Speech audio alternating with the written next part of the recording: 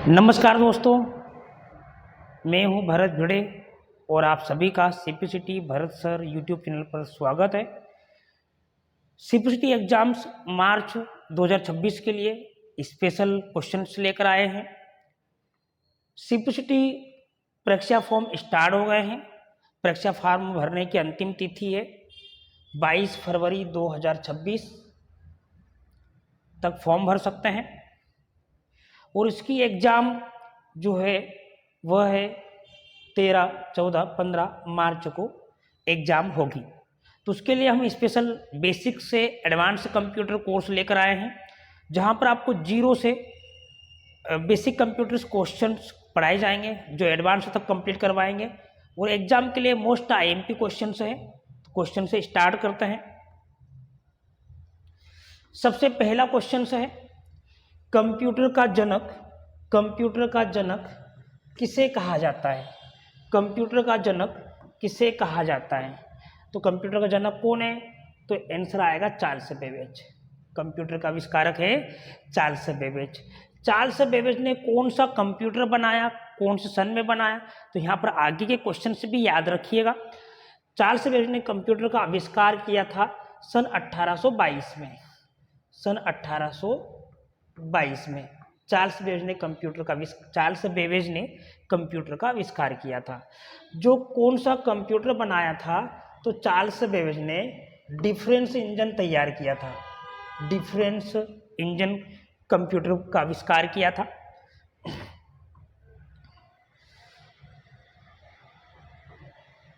और ये जो डिफरेंस इंजन है ये किससे चलता था उस समय? भाप से। तो 1822 में डिफरेंस इंजन का आविष्कार किया था चार्ल्स बेबेज ने। अब बाकी के कुछ पॉइंट याद रख लो, जैसे यहाँ पर लिखा है मार्सन होप। मार्सन होप ने किसका आविष्कार किया? तो मार्सन होप ने आविष्कार किया था माइक्रो प्रोसेसर का। माइक्रो प्रोसेसर के आविष्कारक है मार्सन होप। कौन है? तो माइक्रो प्रोसेसर का आविष्कार किया था, यहाँ पर याद रखिएगा। और माइक्रो प्रोसेसर का आविष्कार कब हुआ? तो इसके बारे में याद रखना, सन 1971 में। माइक्रो प्रोसेसर जिसको क्या कहा जाता है? प्रोसेसर भी कहते हैं। माइक्रो प्रोसेसर जिसको कहते हैं प्रोसेसर, जिसका आविष्कार हुआ 1971 में। आविष्कारक का नाम था मार्सन होप। अब अगला पॉइंट यहाँ पर दिया सी वाला ऑप्शंस, वान न्यूमैन। ये कौन है? तो ये कंप्यूटर के विकास में इसका सर्वाधिक योगदान था। कंप्यूटर के विकास में सर्वाधिक योगदान, विकास में सर्वाधिक योगदान किसने दिया था? वॉन न्यूमैन ने, जिसका पूरा नाम है जॉन वॉन न्यूमैन। पास्कल कौन है? पास्कल का पूरा नाम क्या है? तो पास्कल का पूरा नाम है ब्लेज पास्कल। पास्कल का पूरा नाम है ब्लेज पास्कल। इसने किसका आविष्कार किया था? ब्लेज पास्कल ने किसका आविष्कार किया था? तो यहाँ पर याद रखिएगा कैलकुलेटर का आविष्कार। कैलकुलेटर या पास्कलाइन। कैलकुलेटर को और क्या कहते हैं? पास्कलाइन। तो पास्कलाइन का आविष्कार किसने किया? ब्लेज पास्कल ने। या फिर कैलकुलेटर का आविष्कार किसने किया? तो ब्लेज पास्कल ने। कब किया? 1642 में। नेक्स्ट क्वेश्चन, पहला इलेक्ट्रॉनिक कंप्यूटर कौन सा था? पहला इलेक्ट्रॉनिक कंप्यूटर कौन सा था? तो आंसर आएगा एनियक। पहला इलेक्ट्रॉनिक कंप्यूटर था एनियक। एनियक का फुल फॉर्म याद कर लीजिएगा, इलेक्ट्रॉनिक। एनियक का पूरा नाम है electronic numerical integrator and computer.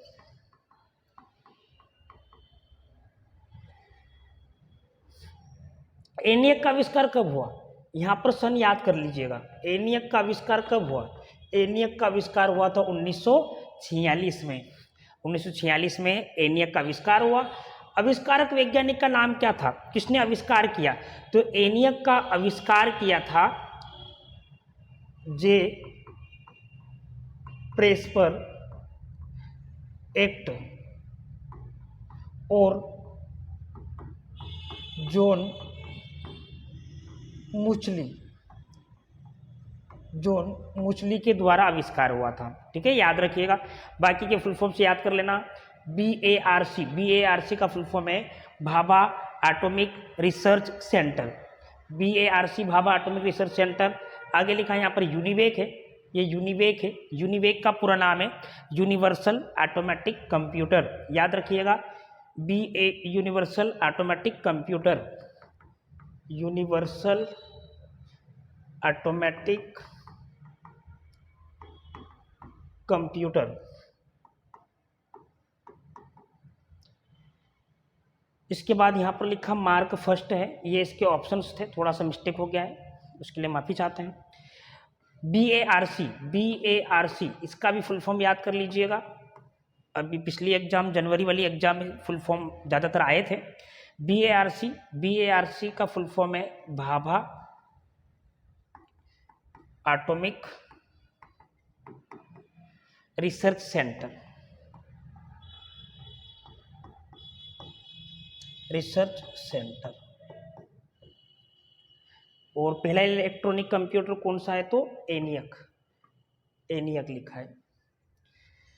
Next question, CPU का पूर्ण रूप क्या है? तो आप सभी को पता है सीपीयू का पूरा नाम क्या है। तो सीपीयू का फुल फॉर्म नहीं पता हो तो याद रख लीजिएगा, central processing unit, CPU. CPU को और क्या कहते हैं, तो याद रखिएगा सीपीयू क्या कहलाता है, सीपीयू को क्या कहते हैं, प्रोसेसर। सीपीयू को क्या कहते हैं, और प्रोसेसर कहते हैं, और माइक्रो प्रोसेसर भी कहते हैं। जो कंप्यूटर में प्रोसेसिंग करता है, जो कंप्यूटर का मस्तिष्क कहलाता है, दिमाग कहलाता है, वो है CPU, central processing unit.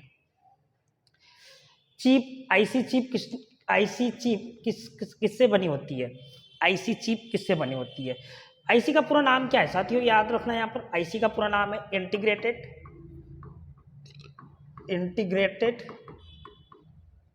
Circuit. IC का पूरा नाम है इंटीग्रेटेड सर्किट। और आईसी किससे बनी होती है? तो आईसी किससे बनी होती है? सिलिकॉन से। आईसी बनी होती है सिलिकॉन से बनी होती है। अब यहाँ पर आईसी का फुल फॉर्म तो हमने नोट कर दिया कि आईसी का पूरा नाम क्या है। आईसी का पूरा नाम क्या है? इलेक्ट्रॉनिक सर्किट है। अब आईसी को हिंदी में क्या कहते हैं? कई बार हिंदी में लिखा हुआ आता है एकीकृत परिपथ, एकीकृत परिपथ, एकीकृत परिपथ क्या कहते हैं इसको? आईसी। आईसी मतलब इंटीग्रेटेड सर्किट, एकीकृत परिपथ। आईसी का आविष्कार कब हुआ? कौन से सन में आईसी आई थी? तो आईसी आई थी 1958 में, 1958 में। आविष्कारक कौन है? आविष्कारक, वैज्ञानिक का नाम, तो आविष्कारक का नाम याद रखना, J.S. किल्बी। J.S. किल्बी ने इसका आविष्कार किया था आईसी का। और आईसी कौन सी जनरेशन में आई थी? तो आईसी आई थी थर्ड जनरेशन में, थर्ड जनरेशन में आई थी, मतलब तृतीय पीढ़ी में इसका आविष्कार हुआ था। कब आई थी? तो यहाँ पर याद रखिएगा थर्ड जनरेशन में। नेक्स्ट क्वेश्चन, कंप्यूटर में ALU क्या होता है? कंप्यूटर में ALU क्या है? तो ALU का फुल फॉर्म याद रख लीजिएगा। ALU का फुल फॉर्म है arithmetic logic unit, arithmetic logic unit.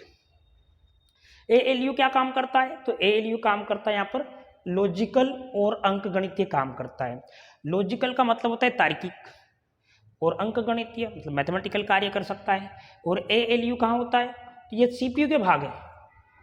यहाँ पर याद रखिएगा CPU के भाग कौन कौन से होते हैं? ALU, दूसरा होता है CU, और तीसरा होता है MU।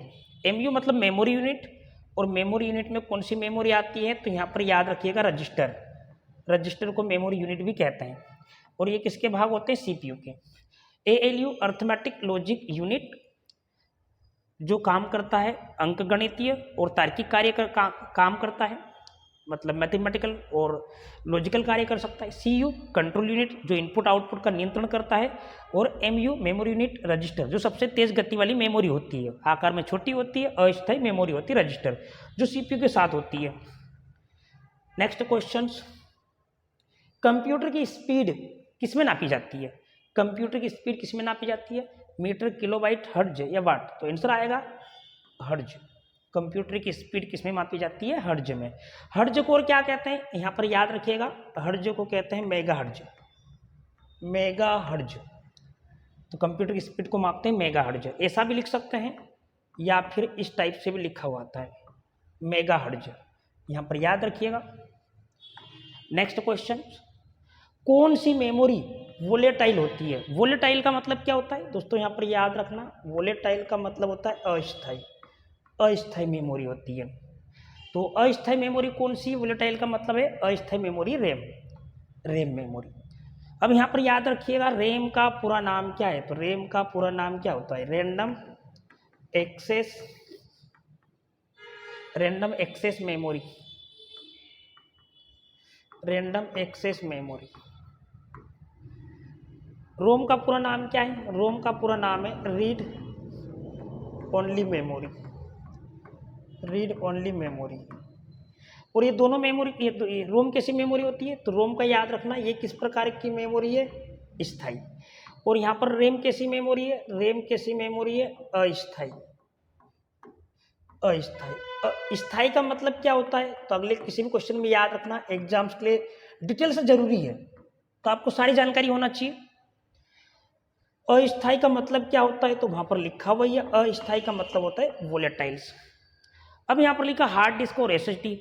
हार्ड डिस्क कैसी मेमोरी है? सेकेंडरी मेमोरी, जहां पर हम परमानेंट डाटा को स्टोरेज करते हैं। एसएसडी किस प्रकार की मेमोरी है? तो यहाँ पर याद रखिएगा एसएसडी को कहते हैं फ्लैश मेमोरी, फ्लैश मेमोरी। इसका फुल फॉर्म है सॉलिड स्टेट ड्राइव। ये किस प्रकार की मेमोरी होती है? तो यहाँ पर याद रखिएगा ये कैसी मेमोरी है?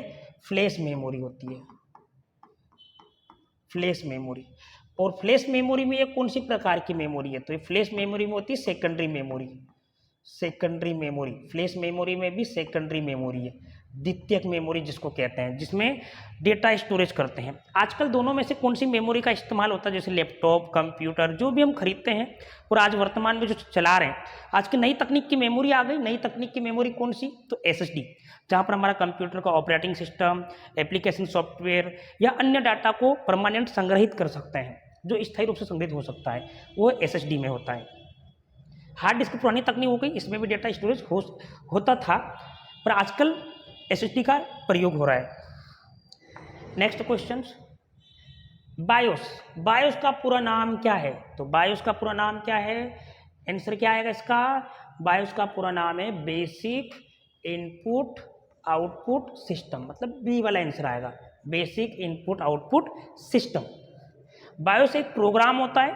बायोस क्या है? एक प्रोग्राम है जो कौन सी मेमोरी में होता है? तो रोम मेमोरी में होता है, रोम मेमोरी में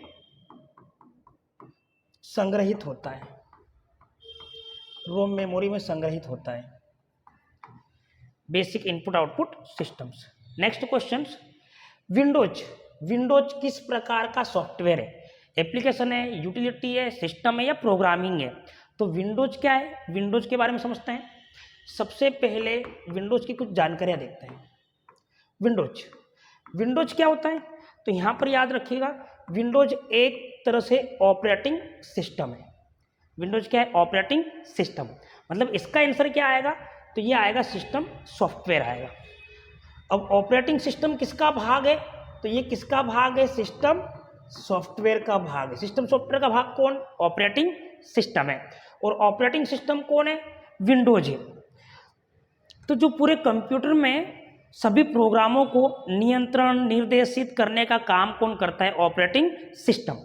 और कंप्यूटर यूजर और मनुष्य के मध्य संपर्क स्थापित करने के लिए किसकी आवश्यकता पड़ती है? ऑपरेटिंग सिस्टम की। आप यूँ बोल सकते हैं बिना ऑपरेटिंग सिस्टम सॉफ्टवेयर के हम कंप्यूटर को चला नहीं सकते हैं। यदि हमको कंप्यूटर को चलाना है, प्रोग्रामों को चलाना है, उनके सॉफ्टवेयर को चलाना है, तो उसके लिए सबसे पहले जरूरी क्या होता है? कंप्यूटर का ऑपरेटिंग सिस्टम, जो पूरे कंप्यूटर को ऑपरेट करता है, पूरे कंप्यूटर को चलाता है। अब विंडोज क्या है? तो विंडोज ऑपरेटिंग सिस्टम है। यहाँ पर याद रखिएगा विंडोज का पूरा नाम, अब याद रखिएगा, wide interactive network development office work solution. याद रखिएगा फुल फॉर्म क्या कहा? Wide interactive network development office work solution, ये विंडोज का पूरा नाम होता है। ठीक है, याद रखिएगा। विंडोज का पहला संस्करण कब आया? विंडोज का प्रथम संस्करण याद रखिएगा, वर्जन जो आया था संस्करण, वो आया था विंडोज 1.0। विंडोज 1.0 आया था। कब आया, कौन से सन में? 1985 में। विंडोज का क्या है? प्रथम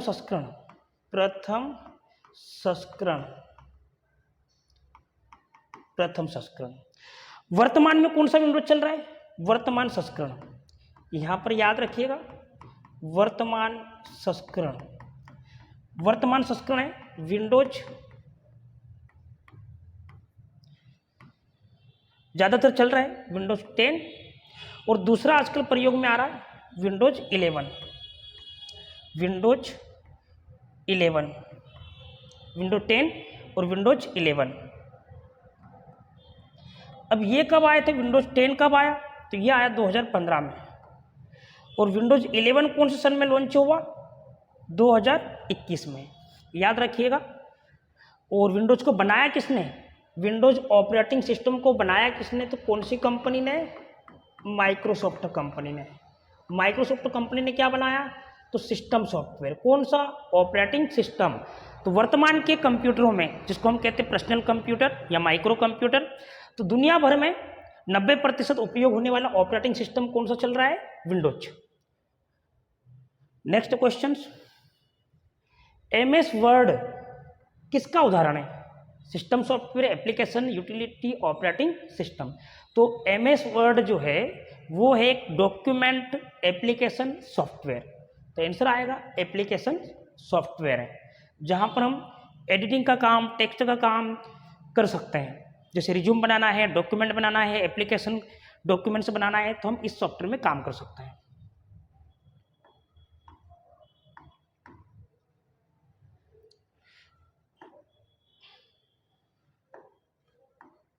नेक्स्ट क्वेश्चन, इंटरनेट से जुड़ने के लिए किस डिवाइस का प्रयोग करते हैं?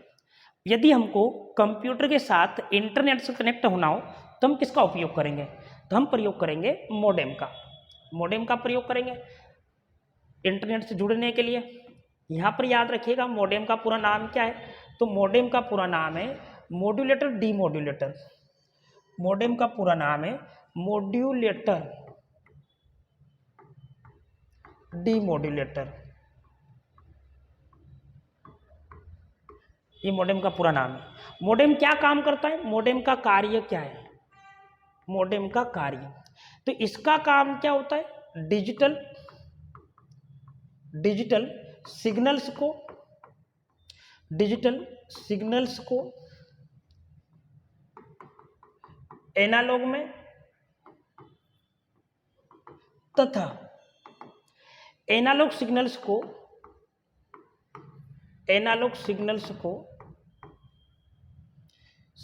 को डिजिटल में बदलना है, अब मॉडेम का आविष्कार कब हुआ? याद रखिएगा मॉडेम का आविष्कार कब हुआ? सन है 1962 में मॉडेम का आविष्कार हुआ था, जिसका उपयोग किस काम के लिए करते हैं? इंटरनेट से जुड़ने के लिए मॉडेम डिवाइस का प्रयोग करते हैं। नेक्स्ट क्वेश्चन है, गूगल क्रोम क्या है? ये तो पता ही होगा आपको, गूगल क्रोम क्या है? तो गूगल क्रोम क्या होता है? गूगल क्रोम एक वेब ब्राउजर है। गूगल क्रोम क्या है? वेब ब्राउजर, मतलब वेबसाइट का ब्राउजर होता है। अब इसके बारे में याद रखें, गूगल क्रोम क्या है? वेब ब्राउजर है। हम कंप्यूटर में किसी भी चीज़ को ढूंढना चाहते हैं, किसी चीज़ को हम सर्च करते हैं, हम खोजना चाहते हैं, तो खोजने के लिए क्या होता है? तो वेब ब्राउजर है। खोजने के लिए वेब ब्राउजर का प्रयोग करते हैं। बिना वेब ब्राउजर के हम किसी भी सूचनाओं को खोज नहीं सकते हैं। यदि हमको कोई जानकारी ढूंढना है, तो हम कहाँ से ढूंढते हैं? गूगल से ढूंढते हैं। पर गूगल को चलाने के लिए यहाँ पर वेब ब्राउजर की आवश्यकता होती है। गूगल क्रोम कब आया? तो गूगल क्रोम आया 2008 में। गूगल क्रोम आया 2008 में, याद रखिएगा। गूगल क्रोम कब आया? तो सन है 2008। इसको बनाया कौन सी कंपनी के द्वारा? तो इसको बनाया था गूगल कंपनी के द्वारा। गूगल कंपनी के द्वारा विकसित किया गया।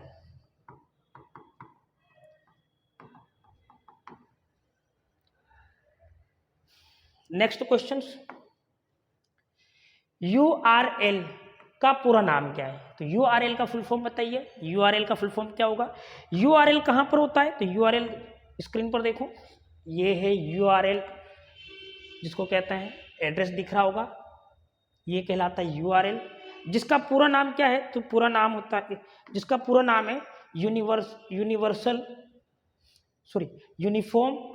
Resources locator. Uniform resources locator URL का पूरा नाम है। नेक्स्ट क्वेश्चन, भारत में सुपर कंप्यूटर परम किस संस्थान ने बनाया है? मतलब भारत का पहला सुपर कंप्यूटर कौन है? तो परम है। अब परम को कौन से संस्थान ने बनाया? संस्थान बनाने वाले का नाम बताना है। तो भारत में सुपर कंप्यूटर बनाने वाली संस्थान थी सीडेक। यहां पर याद रखिएगा, सीडेक। सीडेक का पूरा नाम क्या है? तो सीडेक का पूरा नाम आएगा centre for development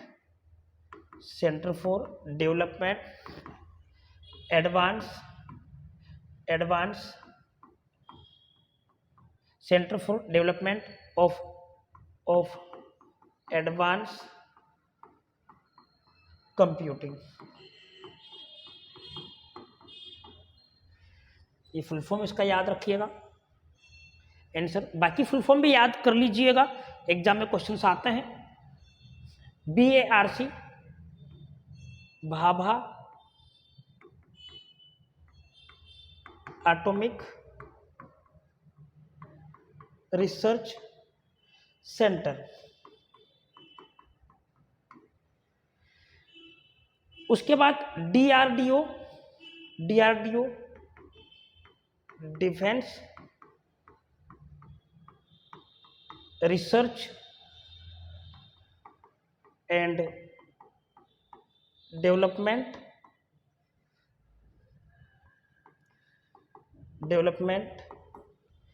organisations.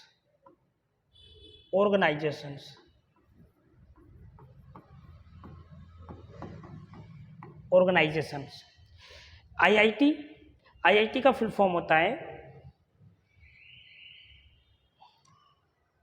Indian institute technology Delhi.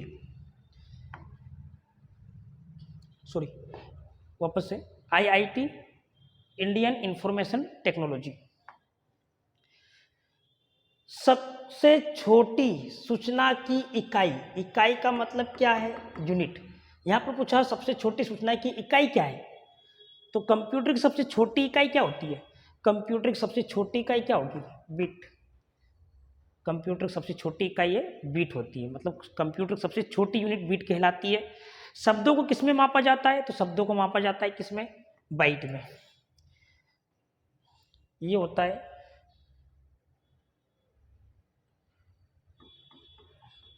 8 bit. 8 bit बराबर क्या होता है?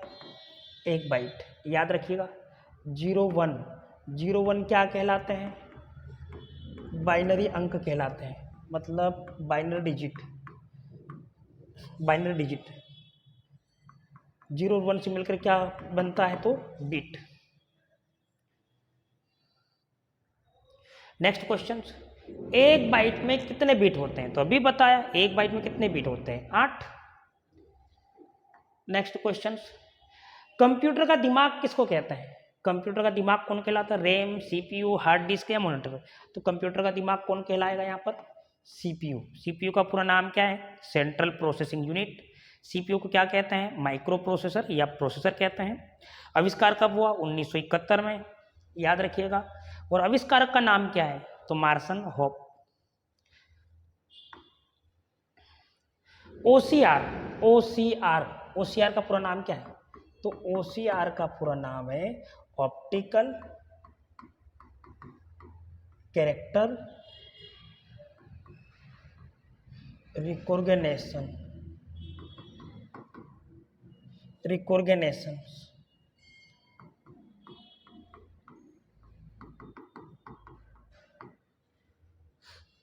तो ओसीआर का उपयोग किस काम के लिए करते हैं? तो ओसीआर का उपयोग करते हैं हाथ से लिखे हुए साफ साफ अक्षरों को पढ़ने के लिए, मतलब यहाँ पर आएगा हस्तलिखित को डिजिटल में बदलने के लिए। नेक्स्ट क्वेश्चन, बारकोड पढ़ने वाली डिवाइस कौन सी? बारकोड। अब बारकोड को पढ़ने वाली डिवाइस, किसी वस्तु में बारकोड होता है, इस प्रकार का बारकोड होता है वर्टिकल, इसके नीचे नंबर लिखे होते हैं कुछ, जैसे 1 0 1 0 1 2 3 4 5 6 7, इस टाइप का बारकोड होता है। ये कहाँ होता है? इस प्रकार के बारकोड का प्रयोग करते हैं किसी वस्तु में, किसी वस्तु में। और किसी वस्तु का सही मूल्य, किसी वस्तु का सही मूल्य और उसकी गुणवत्ता का पता लगाना हो तो इस बारकोड का प्रयोग करते हैं। तो बारकोड को क्या किया जाएगा? बारकोड के स्कैनर के द्वारा स्कैन किया जाएगा, तो इसमें आएगा बारकोड स्कैनर। बाकी फुल फॉर्म याद रखिएगा, जैसे ओसीआर का बता दिया, optical character recognition, optical character recognition. OMR का ऑप्टिकल, ओएमआर का ऑप्टिकल।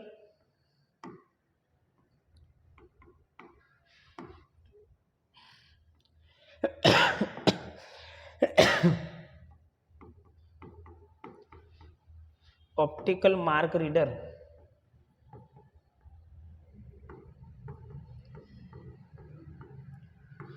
ऑप्टिकल मार्क रीडर या recognition. Next question, HTML, HTML का पूरा नाम क्या आएगा? तो HTML का पूरा नाम क्या होता है? हाइपर टेक्स्ट मार्कअप लैंग्वेज, यही आएगा, hyper text markup language. Next question, email का आविष्कार किसने किया है? ईमेल का आविष्कार किसने किया? पहले तो समझो ईमेल का पूरा नाम क्या है। ईमेल का पूरा नाम क्या होता है? Electronic mail. ईमेल का पूरा नाम है इलेक्ट्रॉनिक मेल होता है। इंटरनेट पर भेजने वाले मैसेज को क्या कहते हैं? इंटरनेट पर भेजने वाले मैसेज को क्या कहते हैं? तो ईमेल कहते हैं। ईमेल का पूरा नाम क्या होता है? Electronic mail. इसका आविष्कार किसने किया? तो रेमंड टॉमलिसन ने किया, जिसको क्या कहते हैं, शॉर्ट में क्या कहते हैं? रे टॉमलिसन। रे टॉमलिसन के नाम से भी जानते हैं, याद रखिएगा। और इन्होंने पहला ईमेल भेजा था 1971 में, या बोल सकते हैं ईमेल का आविष्कार कब हुआ? तो आविष्कार कब हुआ? 1971 में, याद रखिएगा। चार्ल्स बेबेज बता दिया कंप्यूटर का आविष्कार किसने किया? चार्ल्स बेबेज ने किया। कौन सा कंप्यूटर बनाया? तो इन्होंने पहला कंप्यूटर बनाया था, डिफरेंस इंजन बनाया था, डिफरेंस इंजन बनाया था चार्ल्स बेबेज ने सन 1822 में। जो इंजन बनाया था वो भाप से चलता था उस समय पर। एलन ट्यूरिंग और Dennis Ritchie, Dennis Ritchie. Next question, WW का आविष्कार किसने किया? WW का पूरा नाम क्या है? सबसे पहले तो यहाँ पर नाम याद कर लेना, WWW world wide web, world wide web. इसका आविष्कार किसने किया? तो आविष्कार किया था टिम बर्नर्स-ली ने, याद रखिएगा। वर्ल्ड वाइड वेब का आविष्कार किसने किया? टिम बर्नर्स-ली ने। कब किया? तो 1989 में, 1989 में। और वर्ल्ड वाइड वेब क्या है? तो वर्ल्ड वाइड वेब क्या है? एक वेबसाइट है। वर्ल्ड वाइड वेब क्या है? एक वेबसाइट है, जिसका आविष्कार टिम बर्नर्स-ली ने किया था, ठीक है, याद रखिएगा। बिल गेट्स कौन है? तो माइक्रोसॉफ्ट कंपनी के संस्थापक, माइक्रोसॉफ्ट कंपनी के संस्थापक है। या पूछा जाए माइक्रोसॉफ्ट कंपनी के संस्थापक कौन? तो बिल गेट्स। और माइक्रोसॉफ्ट क्या है? माइक्रोसॉफ्ट क्या है? एक सॉफ्टवेयर कंपनी है, एक सॉफ्टवेयर कंपनी है जिन्होंने विंडोज ऑपरेटिंग सिस्टम बनाया, माइक्रोसॉफ्ट ऑफिस बनाया। अगला है Larry Page, Larry Page, Larry Page और सेर्गेई ब्रिन, लेरी पेज और Sergey Brin, Sergey Brin, Larry Page और सेर्गेई ब्रिन ने किसका आविष्कार किया? तो गूगल का। गूगल के संस्थापक कौन है? गूगल के संस्थापक लैरी पेज और सेर्गेई ब्रिन। या आविष्कार कब हुआ? 1998 में। 1998 किसका आविष्कार हुआ है? इन्होंने किसका आविष्कार किया? गूगल। गूगल क्या है? एक सर्च इंजन है। गूगल एक सर्च इंजन है। विंटन जी सर्फ, इन्होंने इंटरनेट का आविष्कार किया। इंटरनेट के आविष्कारक कौन है? विंटन जी सर्फ। और क्वेश्चन क्या पूछा था? वर्ल्ड वाइड वेब का आविष्कार। तो आंसर आएगा Tim Berners-Lee. Next question, computer network में आईपी का पूरा नाम क्या है? कंप्यूटर नेटवर्क में प्रयोग होने वाले प्रोटोकॉल्स हैं टीसीपी और आईपी। टीसीपी और आईपी। टीसीपी का पूरा नाम है ट्रांसमिशन कंट्रोल प्रोटोकॉल। आईपी का पूरा नाम है इंटरनेट प्रोटोकॉल। प्रोटोकॉल्स क्या होते हैं? तो नियमों का समूह होता है। जो ये दोनों प्रोटोकॉल किसके लिए काम करते हैं? तो इंटरनेट नेटवर्क के लिए। टीसीपी क्या काम करता है? तो पैकेट स्विचिंग तकनीक पर काम करता है। जब हम किसी को डाटा भेजते हैं तो डाटा टुकड़ों में विभाजित हो जाता है, जिन्हें कहते हैं पैकेट, और उस पैकेट को उसके स्थान तक पहुंचाने का काम करता है आईपी, इंटरनेट प्रोटोकॉल्स। तो इसका फुल फॉर्म हो जाएगा इंटरनेट प्रोटोकॉल्स, आईपी का। 1 GB बराबर कितना होता है? तो 1 GB बराबर कितना होगा? तो यहां पर याद रखिएगा 1024 MB, मतलब 1024 MB होता है। ये कैसे? तो इसका एक माप यहाँ पर बना लेते हैं। मेमोरी मापन इकाई कहते हैं इसको, मेमोरी यूनिट कहते हैं। Memory unit. मेमोरी यूनिट कैसे काम करता है? तो यहाँ पर याद रखिएगा 0 और 1। ये 0 1 क्या है? तो ये 0 1 होता है बाइनरी डिजिट। इस 0 1 से मिलकर क्या बनता है? तो 0 1 से मिलकर बनता है बीट। फिर इसके बाद 4 बिट का क्या बनेगा?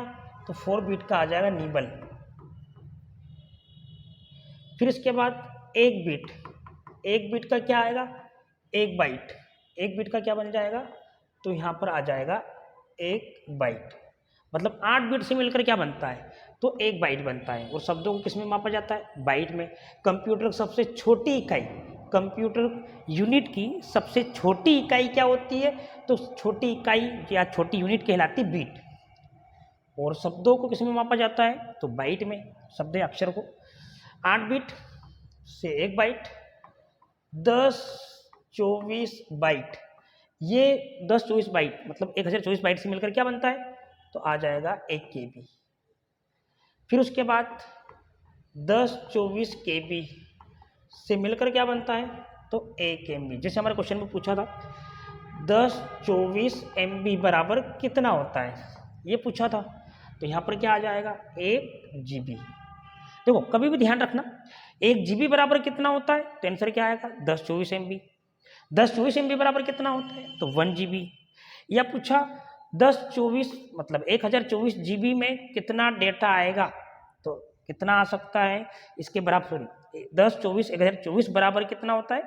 तो यहाँ पर याद रख लीजिएगा TB, 1 TB।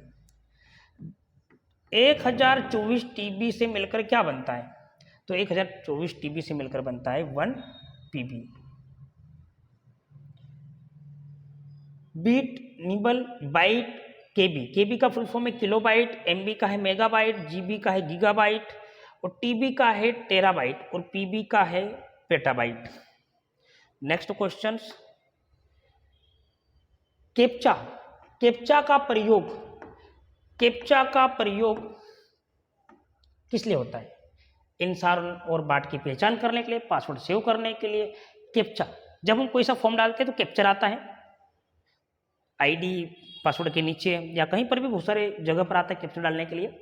तो कैप्चा का प्रयोग किस लिए होता है? तो यहाँ पर याद रखिएगा इंसान और बाट की पहचान करने के लिए। नेक्स्ट क्वेश्चन, सबसे तेज मेमोरी कौन सी होती है? तो तो सबसे तेज मेमोरी इसमें से कौन सी आएगी, hard disk, cache memory, RAM या पेन ड्राइव। तो सबसे तेज कंप्यूटर की मेमोरी होती कैश मेमोरी। यहाँ पर याद रखिएगा कैश मेमोरी सबसे तेज मेमोरी होती है। बाकी memory RAM, random access memory, इसको कहते हैं अस्थायी मेमोरी, इलेक्ट्रॉनिक मेमोरी है जिसको कहते हैं semiconductor memory.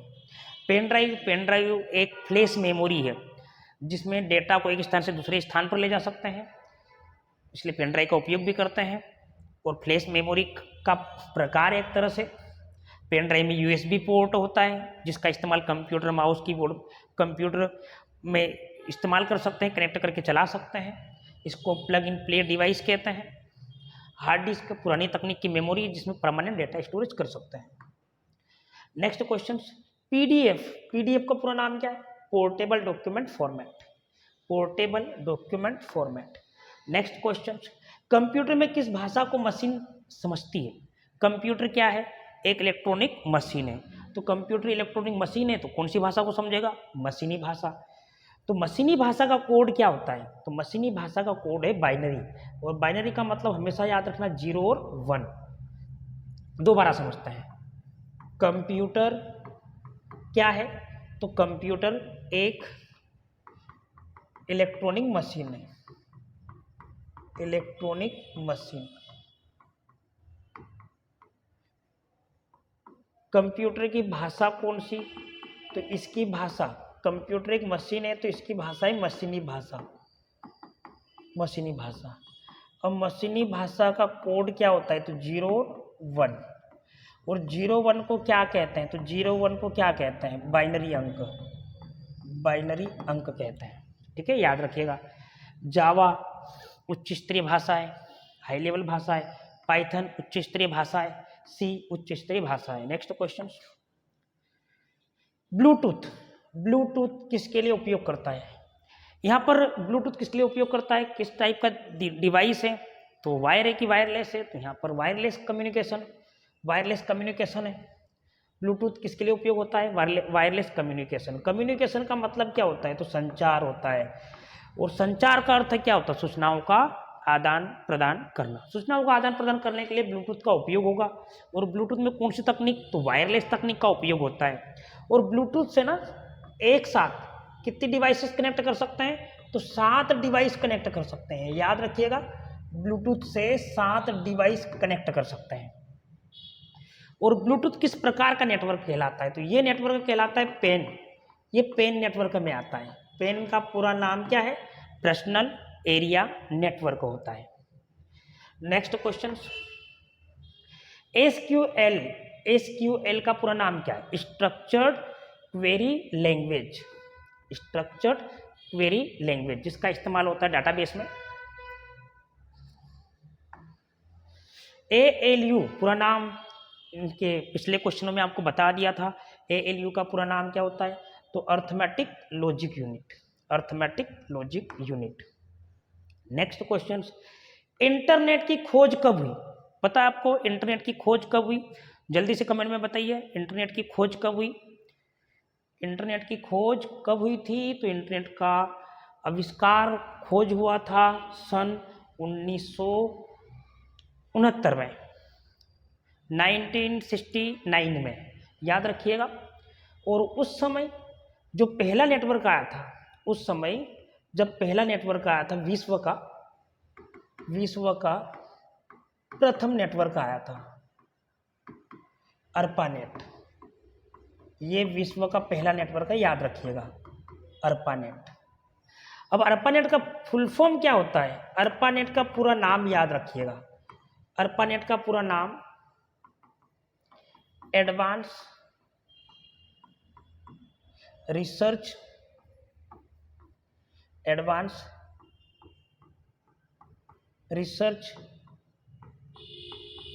Project agency network है। अर्पानेट का पूरा नाम advance research project agency network, project agency network. ARPANET क्या है, तो अर्पानेट एक नेटवर्क है। कौन सा नेटवर्क है, तो विश्व का प्रथम नेटवर्क है, जो कब आया, 1969 में आया। इंटरनेट की खोज कब हुई, 1969 में हुई। अब ये 1971 क्या है, इसके पिछले वाले क्वेश्चन में बता दिया था, आपको याद होगा 1971 में क्या हुआ था, तो यहाँ पर ईमेल का आविष्कार हुआ था, याद रखिएगा, ईमेल का आविष्कार हुआ, ईमेल का आविष्कार।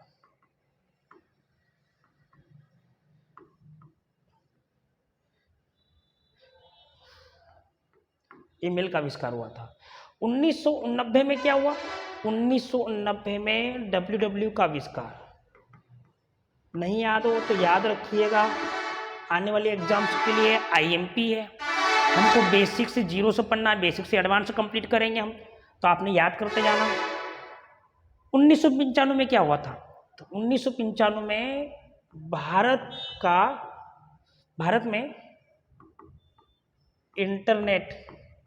भारत में इंटरनेट का आरंभ हुआ था।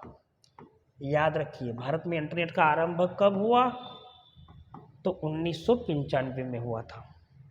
और भारत का पहला नेटवर्क याद रखिएगा, भारत का पहला नेटवर्क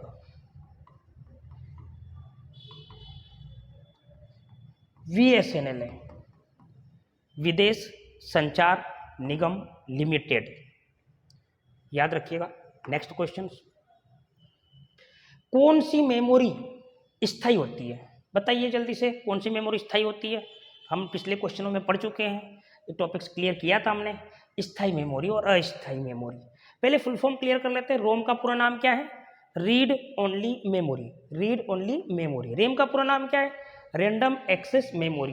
रोम किस प्रकार की मेमोरी है, तो हमने पिछले क्वेश्चनों में देखा था स्थायी मेमोरी है। रैम कैसी है, अस्थायी के। तो बताओ स्थायी को क्या कहते हैं, वोलेटाइल या नॉन वोलेटाइल। तो स्थायी को क्या कहेंगे यहाँ पर, नॉन वोलेटाइल। ये अच्छे से याद रखिएगा, बहुत कंफ्यूजन होता है एग्जाम में आता है, वोलेटाइल नॉन वोलेटाइल किसे कहा जाता है। इसको रोम मेमोरी को स्थायी क्यों कहते हैं, रैम मेमोरी का स्थायी क्यों कहते हैं, तो रोम मेमोरी कहाँ लगी होती है, रोम मेमोरी होती है मदरबोर्ड में। और मदरबोर्ड निर्माता कंपनी के द्वारा जब रोम मेमोरी को लगाया जाता है तो उसमें कुछ प्रोग्राम्स जैसे बायोस हो गया, फर्मवेयर हो गया, तो उनको स्थायी रूप से संग्रहित कर देता है, जिसके बाद मिटा नहीं सकते हैं। केवल हम उस प्रोग्राम्स को क्या कर सकते हैं, पढ़ सकते हैं, चला सकते हैं। जिस तरह से मोबाइल में कुछ ऐप्स आते हैं जिनको हम डिलीट नहीं कर सकते हैं, तो वो कौन सी मेमोरी में रखे हुए, रोम मेमोरी में, जिनमें हम कोई परिवर्तन नहीं कर सकते हैं, वो होती है स्थायी मेमोरी। और जिसमें परिवर्तन कर सकते हैं, जिसमें बिजली जाते ही डेटा नष्ट हो जाता है या कुछ समय के लिए स्टोर रहता है, उस प्रकार की मेमोरी को कहते हैं अस्थायी। जैसे रैम मेमोरी, कंप्यूटर के सारे प्रोग्राम, सारे सॉफ्टवेयर, जो भी कंप्यूटर चालू होने से लेकर कंप्यूटर बंद होने तक जितने भी हम कार्य कर रहे हैं, वो सब कौन सी मेमोरी में होते हैं, रैम। और रैम मेमोरी में किस रूप में रखते हैं हम, अस्थायी। और अगली है कैचे मेमोरी और रजिस्टर मेमोरी है।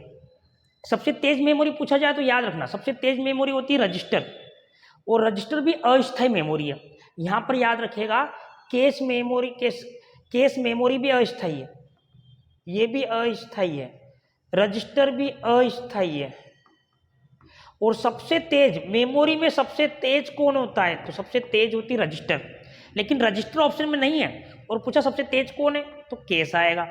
यहाँ पर याद रखिए, सबसे तेज मेमोरी में रजिस्टर है, लेकिन रजिस्टर ऑप्शन में नहीं है, तो सेकंड नंबर पर तेज किसको माना जाएगा, कैश मेमोरी को माना जाएगा। ये भी अस्थायी मेमोरी है। एक बात का और ध्यान रखना, यहाँ पर जो मेमोरी मैंने बताई आपको, ये अस्थायी मेमोरी है। और ये कंप्यूटर की किस प्रकार की मेमोरी है, तो ये सेमीकंडक्टर मेमोरी है। इनको सेमीकंडक्टर कहते हैं, जिसका मतलब होता है अर्धचालक मेमोरी, सेमीकंडक्टर मेमोरी होती है। और ये कौन सी मेमोरी के प्रकार है, ये कौन सी मेमोरी के प्रकार होते हैं, प्राइमरी मेमोरी के, ये प्राइमरी मेमोरी के प्रकार होते हैं। रोम भी वही कहलाएगी, रोम भी क्या कहलाएगी यहाँ पर, किस प्रकार की मेमोरी है, सेमीकंडक्टर मेमोरी है। और ये चारों किसके प्रकार है, प्राइमरी मेमोरी के प्रकार है। पर हम क्वेश्चन की ओर चलते हैं, कौन सी मेमोरी स्थायी है, तो स्थायी मेमोरी कौन सी आएगी, रोम। नेक्स्ट क्वेश्चन, विंडोज एक्सपी किस कंपनी ने विकसित किया? तो हमने पहले भी पिछले क्वेश्चनों में देखा था, डिटेल्स हमने समझा था। विंडोज क्या है? तो ऑपरेटिंग सिस्टम है। किसका प्रकार है? तो सिस्टम सॉफ्टवेयर का है। सिस्टम सॉफ्टवेयर का प्रकार होता है। विंडोज को बनाने वाली कंपनी कौन सी है? तो मैंने आपको बता दिया था पिछली बार। कौन सी कंपनी है? माइक्रोसॉफ्ट कंपनी है, जिसके संस्थापक है बिल गेट्स। आंसर आएगा माइक्रोसॉफ्ट कंपनी आएगा। बाकी भी याद रखना। गूगल क्या है? तो सर्च इंजन है। एप्पल क्या है? तो एप्पल क्या बनाता है? आईफोन बनाता है, आईपैड बनाता है। तो ये भी क्या है? एक कंपनी है जो आईफोन का निर्माण करती है। आईबीएम भी एक कंपनी है। इंटरनेशनल बिजनेस मशीन इसका पूरा नाम होता है, याद रखिएगा। इंटरनेशनल बिजनेस मशीन जो एक कंप्यूटर निर्माता कंपनी है। IPv6 कितने बिट्स का होता है? IPv6 क्या होता है? तो कंप्यूटर में प्रोटोकॉल्स होते हैं, मतलब नियम। बिना नियमों के कंप्यूटर में कुछ कार्य नहीं हो पाता है, इंटरनेट से संबंधित या अन्य कुछ भी। तो नियम जरूरी है, इंटरनेट प्रोटोकॉल। और इंटरनेट प्रोटोकॉल में 2 वर्जन्स आते हैं। इंटरनेट प्रोटोकॉल से क्या? प्रोटोकॉल्स मतलब आईपी के क्या आते हैं? संस्करण। कितने संस्करण होते हैं? 2 संस्करण होते हैं। कौन कौन से होते हैं? तो एक होता है IPv4 और एक होता है IPv6। फुल फॉर्म याद रखिएगा, internet protocol version 4, internet protocol version 6। IPv4 कितने बीट का होगा? तो 32 बीट का होता है। IPv6 कितने बीट का होता है? तो IPv6 होता है 128 बीट का। डिटेल्स और आगे पढ़ेंगे। तो आंसर क्या आएगा इसका? IPv6 में कितने बिट्स का होता है? 128 बिट्स। लेन का पूरा नाम क्या है? लेन का पूरा नाम, ये क्या लेन है? क्या लेन? नेटवर्क है। लेन नेटवर्क है। लेन नेटवर्क होता है। कंप्यूटर में नेटवर्क कितने प्रकार के होते हैं? कंप्यूटर में मुख्यतः 3 प्रकार के नेटवर्क होते हैं। मुख्यतः 3 प्रकार के नेटवर्क, लेन, मेन और वेन। लेन का पूरा नाम है लोकल एरिया नेटवर्क, तो इसका आंसर आ जाएगा लोकल एरिया नेटवर्क आ जाएगा। मेन का पूरा नाम होता है मेट्रोपॉलिटन। नहीं याद हो तो याद रखिएगा, metropolitan area network. Area network. वेन का पूरा नाम क्या है? Wide area network.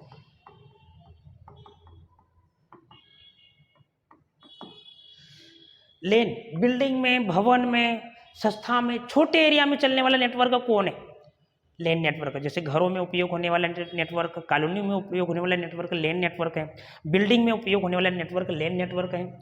शहर में उपयोग होने वाला मेन नेटवर्क है। और पूरे विश्व में या एक देश से दूसरे देश को आपस में जोड़ता है वो है वेन नेटवर्क। एक्सेल में फार्मूला किससे शुरू होता है? फार्मूला एक्सेल में जो भी फार्मूले की शुरुआत होती है, आप कोई सा भी फॉर्मूला इस्तेमाल करो तो सबसे पहले जो साइन लगता है, जो चिन्ह लगता है, वो लगता है बराबर का, मतलब इक्वल्स का। गूगल का सर्च इंजन किसने बनाया? पता है आपको? गूगल हम जो चलाते हैं सुबह से शाम तक कुछ ना कुछ सर्च करते हैं, जानकारी को खोजते हैं, वो है सर्च इंजन।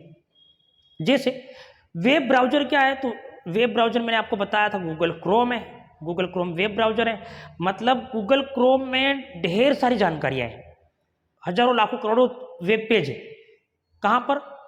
ब्राउजर में, वेब ब्राउजर में, गूगल क्रोम में।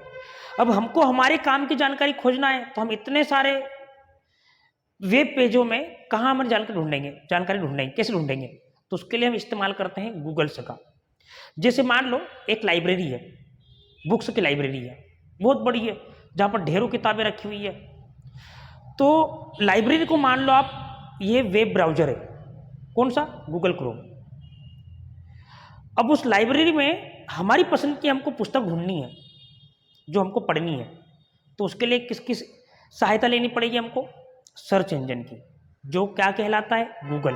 जो हम वहाँ पर कीवर्ड टाइप करेंगे और हमारी इच्छानुसार सूचनाओं को खोज करके जानकारी को प्राप्त कर सकते हैं। तो उम्मीद करते हैं आपको ये चीज़ें क्लियर हो गई होगी। वेब ब्राउजर और सर्च इंजन।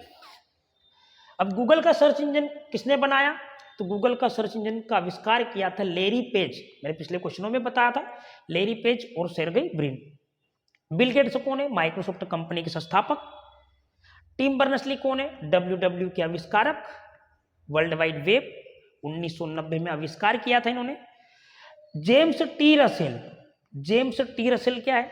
तो जेम्स टी रसेल ने ऑप्टिकल डिस्क का आविष्कार किया था। ऑप्टिकल डिस्क का आविष्कार किया था। आविष्कारक। ऑप्टिकल डिस्क किसको कहते हैं? ऑप्टिकल डिस्क के प्रकार कौन कौन से होते हैं? तो होता है CD, दूसरा होता है DVD, तीसरा होता है BRD और चौथा होता है HVD। ये सब किसके प्रकार है? ऑप्टिकल डिस्क के प्रकार है। CD का पूरा नाम क्या है? तो CD का पूरा नाम होता है कॉम्पैक्ट डिस्क। DVD का पूरा नाम क्या है? तो DVD का पूरा नाम होता है digital versatile disc. Digital versatile disc. BRD का पूरा नाम क्या होता है? BRD का पूरा नाम है ब्लू रे डिस्क। HVD का पूरा नाम क्या है? तो HVD का फुल फॉर्म होता है holographic versatile disc. Next question, holographic versatile disc. ठीक है, याद रखिएगा और नोट कर लीजिएगा। नेक्स्ट क्वेश्चन, जावा किसने विकसित की थी? जावा क्या है? जावा क्या है? तो एक जावा एक भाषा है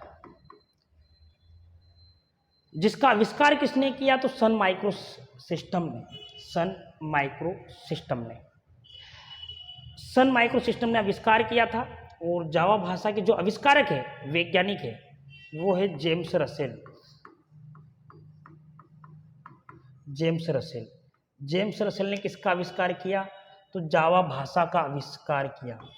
यह आविष्कारक वैज्ञानिक है। IBM international business machine, Microsoft एक कंपनी है, एप्पल एक कंपनी है जिन्होंने आईफोन, आईपैड का निर्माण किया। सबसे बड़ा नेटवर्क कौन सा है? बताओ जल्दी से, सबसे बड़ा नेटवर्क कौन सा आएगा इसमें से?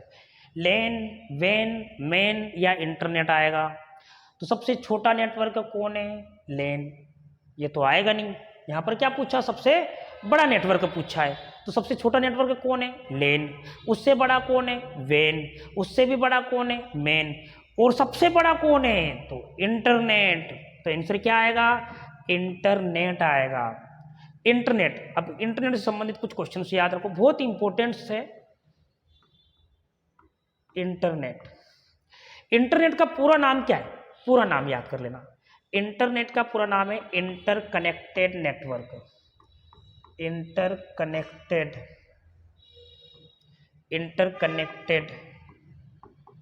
नेटवर्क है।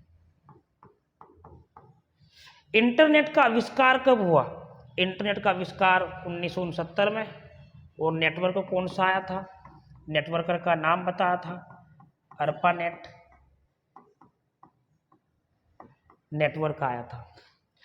आविष्कारक का नाम भी बता दिया आपको, नहीं याद हो तो याद कर लेना। आविष्कारक कौन है? तो आविष्कारक विंटन जी सर्फ।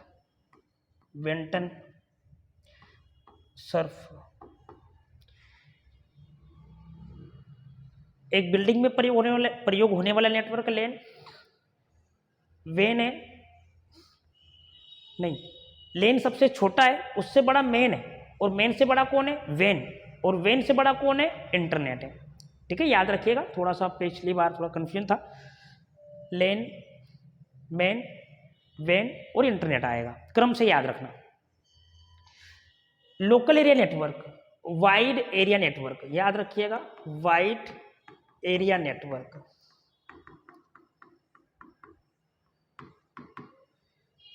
मेन का बता दिया, मेट्रोपॉलिटन एरिया नेटवर्क। याद रखिएगा कैसे आएगा, सबसे पहले क्या क्रम याद रखना, लेन, क्रम से लेन, लेन के बाद क्या आएगा, मेन, मेन के बाद क्या आएगा, वेन, और वेन के बाद क्या आएगा, इंटरनेट। इंटरनेट क्यों आएगा, देखो एक छोटे स्थान पर प्रयोग होने वाला नेटवर्क लेन शहर में या दो शहरों को आपस में जोड़ता है, या दो लेन नेटवर्कों को आपस में जोड़ता है मेन। एक देश को आपस में कनेक्ट करता है या विश्व में प्रयोग होने वाला नेटवर्क है वेन, या दो देशों को आपस में कनेक्ट करना हो तब भी वेन नेटवर्क। लेकिन इससे भी बड़ा नेटवर्क है इंटरनेट। अब इंटरनेट को क्या कहते हैं, इंटरनेट को कहते हैं नेटवर्कों का नेटवर्क, सब नेटवर्कों को आपस में जोड़ता है, दुनिया का सबसे बड़ा नेटवर्क है, याद रखिएगा। इसको कहते हैं नेटवर्कों का नेटवर्क कहते हैं इंटरनेट को, जो सब पूरे दुनिया के नेटवर्कों को जोड़ता है, सबसे बड़ा नेटवर्क है। नेक्स्ट क्वेश्चन, OMR, OMR का फुल फॉर्म क्या है, ऑप्टिकल मार्क रीडर। यहां पर याद रखिएगा ऑप्टिकल मार्क रीडर, और रीडर ऑप्शन में नहीं हो तो यहां पर याद रखिएगा रिकॉग्निशन।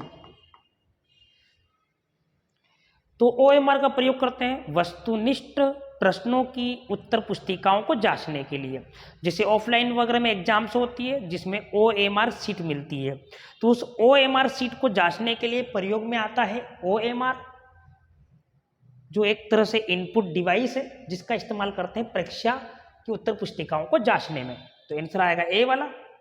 नेक्स्ट क्वेश्चन, DNS का पूरा नाम क्या है, DNS का पूरा नाम है डोमेन नेम सिस्टम्स होता है, डोमेन नेम सिस्टम।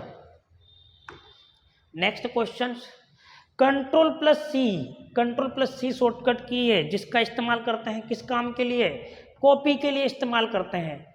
अगर कंप्यूटर में किसी ऑब्जेक्ट को या किसी डॉक्यूमेंट को, फाइल फोल्डर को कॉपी करना हो, उसकी प्रतिलिपि बनाना है, उसका डुप्लीकेट बनाना है, तो इस्तेमाल करते हैं कंट्रोल+C उसकी शॉर्टकट की, जिसको कहते हैं कॉपी। कंट्रोल+V का प्रयोग किसके लिए होता है, तो कंट्रोल+V, तो सबसे पहले क्या करना पड़ता है, डुप्लीकेट बनाने के लिए कॉपी करना पड़ेगा। अब दूसरे स्थान पर पहुंचाने के लिए कॉपी करने के बाद क्या करना पड़ेगा, पेस्ट। तो कंट्रोल+C से क्या करना है, तो कंट्रोल+C से किसी ऑब्जेक्ट फाइल फोल्डर को कॉपी कर लो सिलेक्ट करने के बाद। अब दूसरे स्थान पर जहां पर आप ले जाना चाहते हैं, जिस जगह पर, वहां पर कर्सर रखने के बाद कंट्रोल+V क्लिक कीजिए, जिससे क्या हो जाएगा, पेस्ट, और इससे क्या होगा, कॉपी।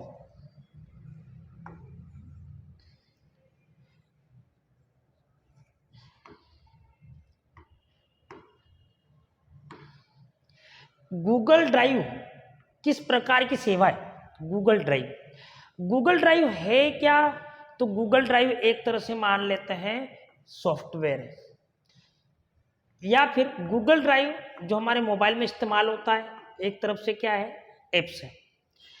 अब इसका स्टोरेज कैसे होता है, इसका स्टोरेज कौन सा होगा, तो गूगल ड्राइव स्टोरेज होता है कौन सा स्टोरेज, क्लाउड स्टोरेज होगा। नाम से ही मालूम पड़ रहा है गूगल ड्राइव क्या है, तो एक स्टोरेज है जहां पर हमारी सामग्री को हम स्टोर करके रख सकते हैं, जैसे डॉक्यूमेंट, फाइल, फोल्डर, फोटो, इन सब को हम व्यवस्थित स्टोरेज करके रख सकते हैं। कहां पर, क्लाउड स्टोरेज में। अब यहां पर एक शब्द आ जाता है कि क्लाउड किसको कहते हैं, क्लाउड किसको कहा जाता है, तो क्लाउड स्टोरेज का मतलब क्या होता है, क्लाउड स्टोरेज ये होता है जैसे मोबाइल में हमने कोई सा ऐप्स डाउनलोड कर लिया और उस ऐप्स में हमने हमारे डॉक्यूमेंट्स स्टोरेज करके रख दिए और हमने उसको लॉक लगा दिया। अब जो हमारा डॉक्यूमेंट स्टोर है वो कहाँ पर है, ऐप्स में। अब उस ऐप्स को आप कहीं पर भी किसी भी अन्य मोबाइल में भी इंस्टॉल करके हमारे डॉक्यूमेंट को इंस्टॉल करके लॉगिन करके हमारे डॉक्यूमेंट को प्राप्त कर सकते हैं। मतलब क्लाउड एक स्टोरेज इस टाइप से होता है, जैसे डिजी लॉकर क्या है, एक क्लाउड स्टोरेज है, हमारा डॉक्यूमेंट वहाँ पर सुरक्षित है। और हम उसका कभी भी कहीं पर भी उसका उपयोग कर सकते हैं। दूसरा उदाहरण देख लो, जैसे हम इस्तेमाल करते हैं हमारे जीमेल का इस्तेमाल करते हैं। जीमेल में जितने भी डॉक्यूमेंट रखे हैं, मैसेज है, फोटो है, उसका खुद का अपना स्टोरेज है और उसको हम कहीं पर भी लॉगिन करके उन डॉक्यूमेंट का या ईमेल को हम सर्च कर सकते हैं। तो ऐसा स्टोरेज क्या कहलाएगा? क्लाउड स्टोरेज कहलाएगा। जैसे बहुत सारे एप्स आते हैं जो, जैसे मान लो हमारे कुछ फोटो है, इंपॉर्टेंट फोटो है, अब उनको हम ना मोबाइल के गैलरी में नहीं रखना चाहते हैं, मोबाइल के जो स्टोरेज है उसमें नहीं रखना चाहते हैं, गैलरी में नहीं रखना चाहते हैं, वहाँ पर मोबाइल फ़ोन में स्टोरेज होगी। लेकिन अगर क्लाउड एप्स डाउनलोड कर लिया तो वो कहाँ पर दिखाई देगा? केवल कहाँ रहेगा? उस ऐप से भी फोटो दिखाई देगी जब उस ऐप्स को ओपन करोगे तब। तो खुद का अपना एक स्टोरेज क्या कहलाता है? क्लाउड स्टोरेज कहलाता है। फायरवॉल का प्रयोग किस लिए होता है? नेक्स्ट क्वेश्चन 46 नंबर का क्वेश्चन आ गया है। हम 50 क्वेश्चंस रोजाना कंप्लीट करेंगे, बेसिक से एडवांस तक के, और सीपीसीटी मार्च 2026 के लिए इम्पोर्टेंस है, और बैंक अपेक्स बैंक में 40 नंबर का कंप्यूटर उसके लिए भी इम्पोर्टेंस है, और एएसआई की वैकेंसी उसके लिए भी हमारा ये कंप्यूटर्स इम्पोर्टेंस है। तो जुड़े रहिए और हमारे साथ पढ़ते रहिए।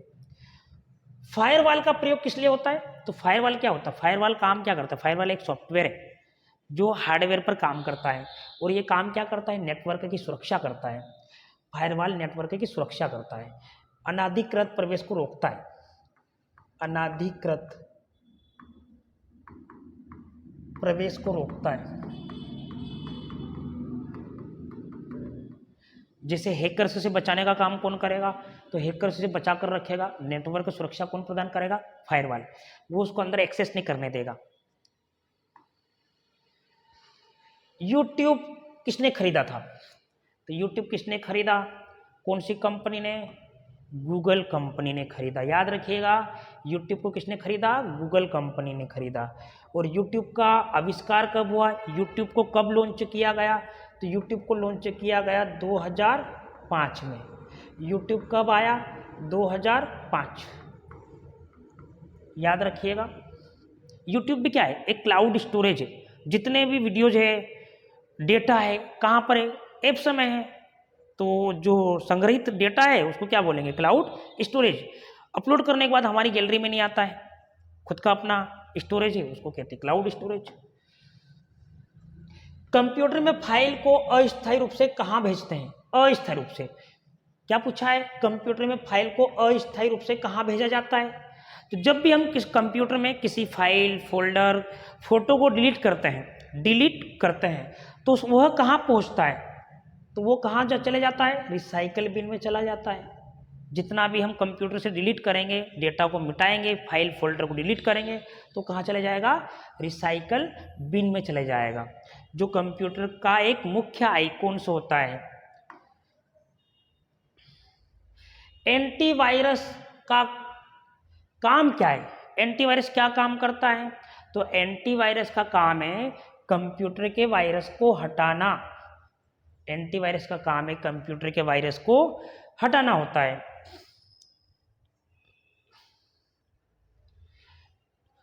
यहां पर वायरस का फुल फॉर्म याद कर लेना अगर आपको नहीं मालूम है। वायरस का फुल फॉर्म क्या होता है? वायरस का फुल फॉर्म है vital information resources under seize.